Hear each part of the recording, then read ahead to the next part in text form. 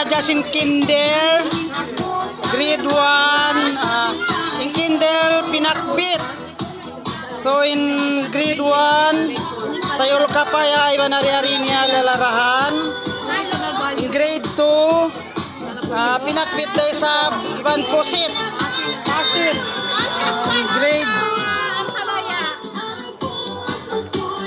In grade 3, ano yung tawag sing Benny, ma'am? Pinakbit tayo sa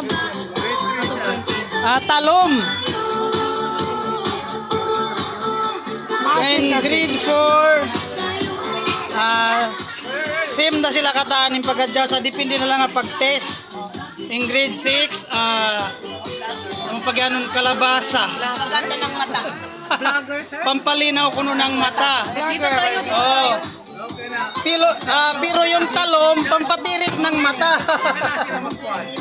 Okay, shout out ang mga nag-adjal kanila kayo niya. Masasarap katan.